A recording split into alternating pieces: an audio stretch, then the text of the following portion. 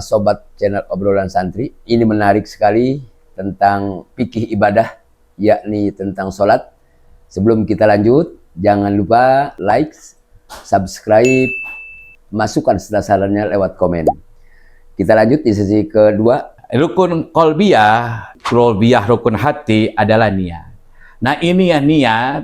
Kita ini yang terpenting niat ini apa ini? Dalam Al-Quran, wa ma umiru illa liya'budullaha mukhlishina lahuddin. Itu kalimat-kalimat dalam Al-Quran. Termasuk kategori niat. Kata Imam Mawardi, wal ikhlasu fi kalamihim an-niat. Jadi kita mengikhlaskan dari semua praktek ibadah kita, bil khusus dalam sholat. Pada saat niat. Pada saat niat. Mengikhlaskan. Ada baginda Nabi mengatakan innamal a'malu binniyat. Jadi sahnya semua amal itu dengan niat. Yang bagaimana cara memasukkan niat? Karena wali annas sholata qaryatun muhdatun palatasihu bigoiri niyatin. Sholat ini satu qaryah yang tidak sah kecuali pakai niat. Pakai niat. Begitu. Itu masuk kepada rukun kolbi. Rukun kolbi. Jadi mainkan hati. Mainkan hati. Di mana waktu mainkan hatinya? Yaitu pada waktu kita takbiratul ihram. Takbiratul ihram yang pertama. Nah, ya. talafud bin niatnya usolli. Nah, diucapkan liyusa idan niat. Karena usolli ini sunat hukumnya, tapi untuk membantu kepada masukin niat. Itu ada 3, ada qasdu, ada ta'rud, ada ta'yin.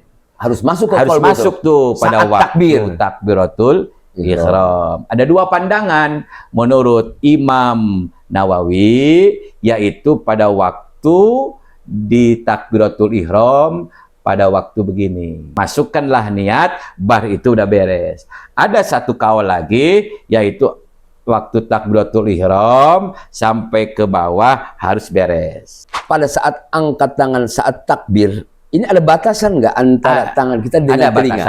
Ada batasannya. Menurut kita kan la yajuzu li ahadin ayakdama ala amrin hatta ya'lama hukmahu. Tidak diperkenankan kepada seseorang melangkahkan satu peribadahan kecuali kita harus tahu dulu tentang hukum dan dasarnya.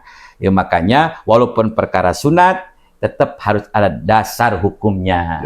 Menurut ulama, yaitu diangkatkannya sampai kemari.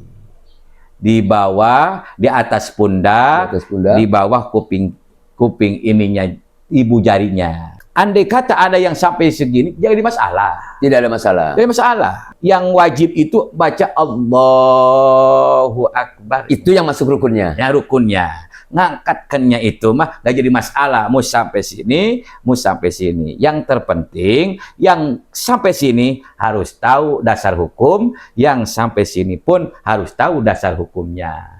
Jangan sampai melakukan sesuatu peribadahan nggak ada dasarnya.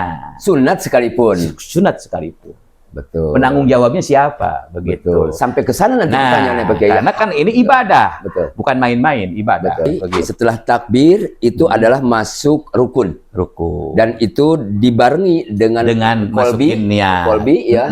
Yang di dalamnya adalah ta'yid ya. Qasdu, ta'yin, qasdu, ta'yin. Qasdu, ta'yin, ta'rud. Ya, qasdu, ta'rud, ta'yin. Qasdu itu adalah memaksudkan. Maksud tujuan ibadah. Tujuannya. Betul. Gitu. Ta'yin menentukan. Ini johor apa asal? Nah, gitu. Ta'rud memardukan. Bahwa ini adalah fardu. Tetap fardu. Begitu. Itu dibarengi ya. Iya, dibarengi. Gitu. Barnya di sini. Barnya. Wa innama yusannu liyusa'idal lisan al-qalbi. Bahwa itu sunat membantu lisan untuk memasukkan niat. Nah, mohon maaf Pak Kiai, sekali lagi pada saat takbir angkatannya Pak Kiai, sekali lagi takbir sampai mana batasan? Allah. Nah, sampai sini. Sampai situ. Ya. Betul. Saya masukkan niat tuh. Sejak niat sholat zuhur 4 rakaat fardhu lillahi ta'ala bar. Ada yang begini, Allah sejak niat sholat zuhur 4 rakaat fardhu bar. Boleh. Ada yang cuma sedikit. Sedikit aja masalah. Enggak ada masalah. Tidak masalah. Pasti beliau juga sudah tahu dalilnya, punya dalil, dasarnya, ada dasarnya. Aja masalah. Tidak usah dipermasalahkan. Masalahkan itu, makanya wawasan fikih itu luas. Nah ini kan perlu keterangan. Mudah-mudahan ini menjadi satu ilmu, Pak Kiai ya. Begitu. Tidak sembarangan. Tadi Pak Kiai bilang sangat menarik. Pak Kiai bilang tadi fikih itu luas. Suka ada hilafiah, perbedaan. Itu satu hal yang insya Allah akan menjadikan rahmat Pak Kiai ya. Monggo tafadhol Pak Kiai. Di dalam fikih ini ada madhab 4. Ada mazhab 4. Ya, ada madhab Imam Syafi'i, Imam Malik, Imam Ahmad bin Hambala, Imam Abi Hanifah. Ini Qadatul Ulama. Empat-empatnya disahkan dan dibenarkan. Benar. Begitu. Yang mudawan empat-empatnya ini tertulis sampai ke aras. Gitu. Jadi kita siapapun orangnya yang mau pakai madhab ini, sampai dari bab kita istinja ataupun taharah sampai bab haji, satu gerbong. Satu gerbong. Betul. Yang tidak boleh ini pindah-pindah madhab. Pindah-pindah madhab. Nah, yang ini di sini sulit, pindah yang ini gampang, pindah ke itu nggak boleh. Jadi tidak taklid ya? Taklid, talpek namanya. Oh gitu. Talpek itu nggak boleh. Betul ya. Begitu. Kalau satu jurusan itu silahkan nggak apa-apa. Mau pindah ini udah disahkan. Qadatul Ulama namanya. Betul. Dan kita pada saat melaksanakan ibadah mahdoh, sholat contohnya, ya, ketika kita lihat teman ya atau jamaah kita yang lainnya ada beda dengan kita, jangan suka menyalahkan orang. Betul, betul. Semuanya itu ada dalam fikih. Ada berpikir. Ya. Itu sangat bijaksana bagi ya. Islam itu mengajarkan rahmatan lil alamin. Ya. Gitu. Kita ini takbiratul ihram ini adalah salah satu rukun sholat yang nomor 2. Idza qumta ila sholati fakabbir, itu keterangan dari baginda Nabi. Apabila kita udah berdiri melaksanakan sholat, fakabbir, kita takbir. Ada lagi menurut baginda Rasul, miftahus sholat al-wudu, bahwa kuncinya sholat ini wudu, yang kayak tadi. Betul. Bahwa kuncinya sholat itu wudu. Tapi wa tahrimiha at-takbir, mengharamkan di dalam sholat adalah takbir. Salah satu untuk jadinya halal di luar sholat, masuk ke sholat jadi haram, permulaan pada waktu takbiratul ihram. Betul. Takbir yang mengharamkan, yang tadinya halal jadi haram. Yang tadinya kita bisa makan jadi haram dulu waktu kita melaksanakan. Betul. Sholat. Pada saat rangkaian sholat, batasannya takbir diawali, batasannya yang tadinya halal bisa jadi haram. Contohnya gitu. Kita pada saat sholat tidak boleh makan, minum, begitu. Betul. Ya. Nah, wa tahliliha at-taslim, menghalalkan lagi pada waktu kita sholat, jadi halal lagi, yaitu pada waktu salam. Pada waktu salam pertama lewat mim, assalamu alaikum, itu udah halal, tahallul namanya. Jadi semua itu yang namanya dinamain takbiratul ihram, dikarenakan semua pekerjaan yang di luar sholat yang tadinya halal masuk daripada sholat. Awal takbiratul ihram itu jadi haram hukumnya. Ini nih Ghoyatul Muna. Ya, dari kitab Mughnil Muhtaj gitu.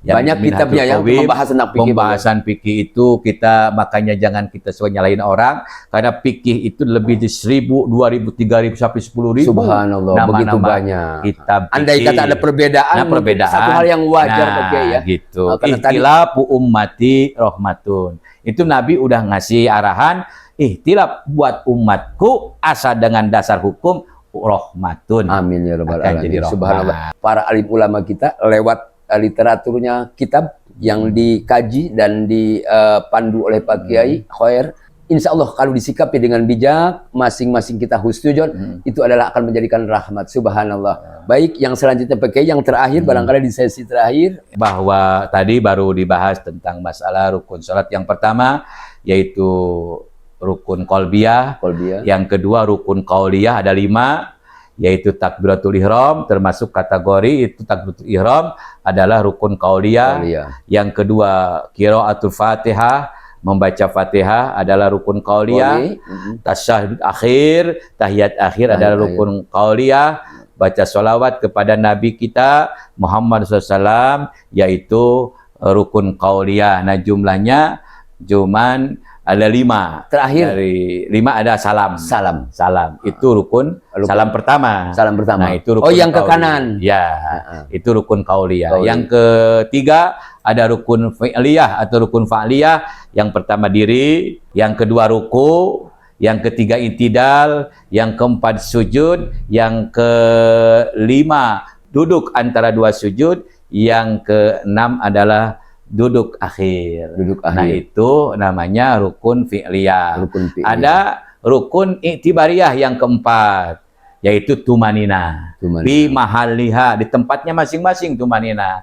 Jadi kita harus ada tumaninahnya di dalam sholat. Ntar akan dibahas episode yang lainnya, rukun i'tibariyah termasuk ada rukun tumaninahnya. Ada yang kelima, ada rukun maknawiyah, yaitu tartib. Mendahulukan yang dahulu. Yang pertama, mengakhirkan yang akhir. Jadi teratur. Ya, itu tartib ya. Tartib namanya. Pembahasannya panjang lagi Pak Kiai ya. Nah, itu jumlahnya 1 sama 5 adalah 6. 6 sama 6 adalah 12. 12 sama tumanina dan tartib jadi 13. Ditambah dengan 4 tumanina jadi 17. Makanya ada yang 13 mangga, ya. 17 mangga. Juga silahkan. Itu semua shollu kama ra'aitumuni usolli. Udah dalam garisan, itulah sholat aku. Kita berdoa mudah-mudahan bahasan fikih ibadah yang diawali dari bab toharoh, berhudu ya, susuci, lalu masuk kepada rangkaian sholat, mendirikan sholat.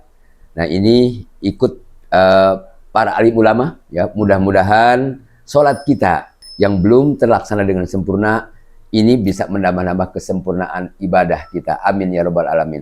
Barangkali itu saja Pak Kiai. Ya. Terima kasih.